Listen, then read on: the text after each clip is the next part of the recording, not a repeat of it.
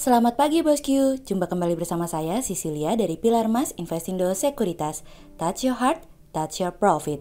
Nah, seperti biasa kita akan mulai saja nih market review kita hari ini, Selasa 29 Maret 2022 dengan episode Semua Sama. Maka dari itu jangan kemana-mana ya bosku, tetap di channel Pilar Mas Investindo Sekuritas. Touch your heart, touch your profit. Pionir Sekuritas Channel di Indonesia.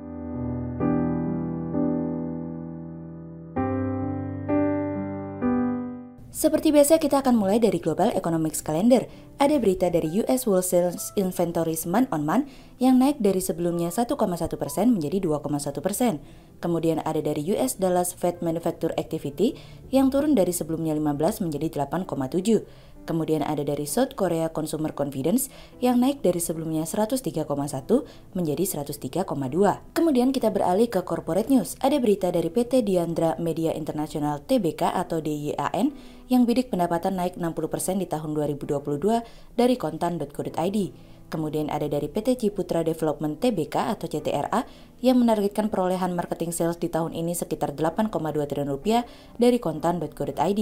Kemudian ada dari PT Kino Indonesia Tbk atau Kino yang mengatakan belum akan meluncurkan produk baru pada momen Ramadan dan Lebaran tahun ini dari kontan.co.id. Kemudian pada perdagangan hari Senin tanggal 28 Maret 2022, IHSG ditutup menguat 47 poin atau 0,67% menjadi 7.049. Sektor industrial, energi, consumer non cyclicals, teknologi, infrastruktur, financials, properties and real estate, consumer cyclicals, basic materials bergerak positif dan mendominasi kenaikan IHSG kali ini. Investor asing di seluruh pasar membukukan pembelian bersih sebesar 857 miliar rupiah. Kemudian kita akan masuk ke market review kita hari ini. Cerita hari ini akan kita awali dari gaskan Biden. Kali ini Biden mengeluarkan proposal permintaan anggaran senilai 5,8 triliun dolar yang dimana ditujukan khusus bagi para anggota moderat Demokrat pada hari Senin kemarin. Proposal tersebut berisikan pengurangan defisit, dana tambahan untuk polisi dan veteran, dan fleksibilitas untuk menegosiasikan program pengeluaran sosial yang baru. Anggaran untuk tahun 2023 membutuhkan dana senilai 1.598 triliun dolar untuk pengeluaran diskresioner atau bidang yang tidak terkait dengan program wajib pajak seperti jaminan sosial, 813 miliar dolar untuk program terkait dengan pertahanan, dan 769 miliar dolar untuk pengeluaran domestik. Hal ini memberikan sebuah indikasi bahwa pengeluaran naik sebanyak 5,7% dari pengeluaran omnibus untuk tahun fiskal 2022 yang telah ditandatangani oleh Biden pada awal bulan ini. Biden hanya mengatakan kemarin bahwa dirinya mengurangi defisit yang dilakukan oleh Trump sebelumnya dan mengembalikan kepada anggaran fiskal yang diinginkan oleh pemerintahan Biden saat ini. Berikut ini beberapa poin yang menjadi perhatian utama ya. Yang pertama ada asumsi ekonomi. Berbicara mengenai asumsi ekonomi, Biden mengatakan bahwa pertumbuhan ekonomi diproyeksikan akan berada pada 3,8% pada tahun ini dengan asumsi inflasi akan berada di 4,7% untuk tahun ini. Yang kedua, program pajak. Biden juga mengatakan bahwa akan menaikkan pajak lebih dari 2,5 triliun dolar pada perusahaan yang kaya dan besar selama dalam kurun 10 tahun mendatang. Di dalam proposal tersebut, Biden akan menambahkan pajak minimum 20% untuk keuntungan modal yang belum direalisasi untuk rumah tangga senilai 100 juta dolar. Biden juga mulai menyerukan untuk menaikkan tarif perusahaan dari sebelumnya 21% menjadi 28% dan menaikkan tarif bagi masyarakat Amerika yang berpenghasilan tertinggi menjadi 39,6%. Yang ketiga, program pertahanan. Biden sendiri mengatakan akan memasukkan 813 miliar dolar dalam program pertahanan untuk tahun mendatang. Permintaan tersebut telah mendorong kenaikan gaji sebesar 4,6% bagi pasukan Amerika yang dimana hal ini merupakan kenaikan yang signifikan dari tahun sebelumnya.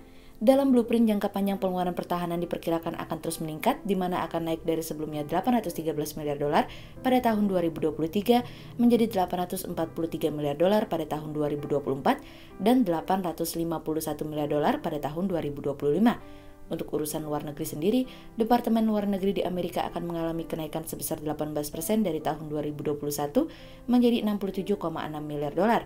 Dari total tersebut, 4,4 miliar dolar akan digunakan untuk program internasional yang akan diawasi oleh Kementerian Keuangan. Kementerian Keuangan juga akan menyediakan 1,4 miliar dolar untuk Bank Dunia. Yang keempat ada kebijakan energi. Pemerintah Amerika akan mencabut keringanan pajak untuk pengubur minyak dan gas. Anehnya padahal Biden sendiri yang meminta untuk lebih banyak mendorong produksi untuk mendorong turunnya harga energi dan berbagai energi terhadap negara-negara sekutu. Yang kelima, transportasi dan infrastruktur. Kementerian Perhubungan akan mendapatkan 26,8 miliar dolar yang diambil dari porsi sebelumnya untuk infrastruktur senilai 550 miliar dolar yang dialokasikan tahun lalu. Penerbangan juga akan mendapatkan kenaikan sebesar 804 juta dolar, termasuk diantaranya 91 juta dolar untuk keselamatan penerbangan. Dengan dana yang begitu besar, tekanan tidak akan muncul dari Republik, tapi dari Partai Demokrat, partai sendiri. Namun begitu, kisah ini masih akan ada kelanjutannya. Yuk kita nantikan setelah waktu yang akan menjawabnya. Kemudian cerita selanjutnya datang dari cita rasa baru. Ada yang berbeda dengan teks amnesti periode sebelumnya, yakni dari sisi tarif yang lebih tinggi sebagai asas keadilan bagi peserta yang sudah lapor pada program teks amnesti 2016 silam, dan dari sisi ragam program yang diikuti oleh pilihan tarif yang juga beragam. Sejumlah strategi dilakukan untuk mencapai target tersebut seperti pengembangan kendaraan listrik, bioenergi yang merupakan pemanfaatan energi bersih untuk sumber listrik maupun non-listrik, serta pengurangan ketergantungan terhadap energi fosil melalui implementasi pajak karbon yang baru saja ditunda pengenaannya sekitar paruh kedua mendatang. Berbagai dukungan diberikan pemerintah sebagai wujud nyata transformasi energi terbarukan yang menargetkan penurunan emisi karbon pada tahun 2030 sebesar 29%, salah satunya melalui PPS di mana memberikan opsi tarif rendah sesuai dengan kebijakan 1 teks amnesti jilid 2, di mana pengungkapan harta yang diinvestasikan pada SBN atau hilirisasi sumber daya alam maupun energi terbarukan atau EBT sebesar 6%, harta yang direpatriasi 8%, dan harta yang tidak direpatriasi 11%. Minat investasi terhadap energi terbarukan di mana ditranslasi ke perusahaan yang berwawasan lingkungan, sosial, dan bertata kelola baik atau dikenal dengan sebutan ESG mungkin semakin membaik di mana sejalan dengan meningkatnya kesadaran pelaku industri terhadap hal tersebut.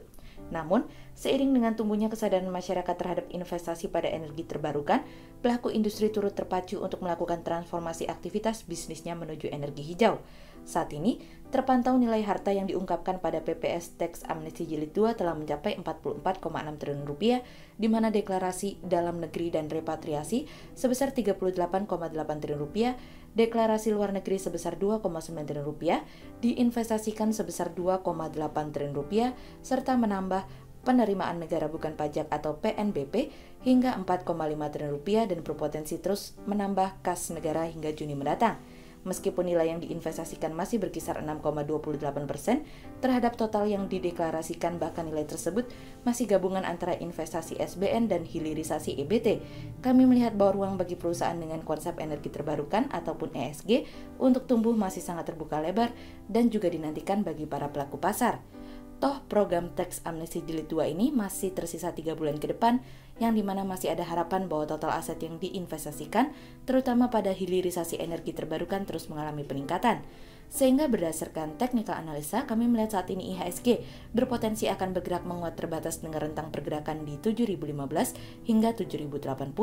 Hati-hati ya, karena semakin rawan terkoreksi. Berikut stok quotes pilar emas hari ini ya bosku. Yang pertama ada dari TLKM, kemudian yang kedua ada dari LPPF, dan yang ketiga ada dari BJBR. Berikut dua saham yang kami analisa hari ini ya bosku. Yang pertama ada dari CTRA atau PT Ciputra Development Tbk yang menargetkan perolehan marketing sales di tahun ini sekitar 8,2 triliun rupiah. Di tahun ini target marketing sales naik sebesar 10% dari target yang sama di tahun lalu. Pertumbuhan target tahun ini di mana manajemen masih mengandalkan proyek-proyek baru dari segmen rumah tapak yang akan diluncurkan perseroan di tahun ini. Sehingga berdasarkan technical analisa dalam tren pada jangka waktu short term berpotensi untuk bullish dengan target 1160 dan tingkat probabilitas sebesar 61%. Kemudian yang kedua ada dari UNTR atau PT United Tractors Tbk yang kembali membukukan kenaikan penjualan alat berat dan batu bara yang sepanjang 2 bulan 2022 dibandingkan dengan tahun sebelumnya. Hingga bulan Februari tahun ini, perusahaan mencatat penjualan alat beratnya naik dari 416 unit untuk year to date Februari 2021 menjadi 1058 unit pada year to date Februari 2022. Membaiknya kondisi komoditas, meningkatnya harga batu bara sehingga mendorong adanya peningkatan aktivitas di sektor penggunaan alat berat berdampak pada meningkatnya permintaan alat berat. Sehingga berdasarkan technical analisa dalam tren pada jangka waktu short term berpotensi untuk bullish dengan target 30.850 dan tingkat probabilitas sebesar 65%, sementara dalam jangka waktu long term berpotensi untuk bullish dengan target 38.000 dan tingkat probabilitas sebesar 58%. Berikut kami akan menampilkan 40 saham pilihan dari pilar emas.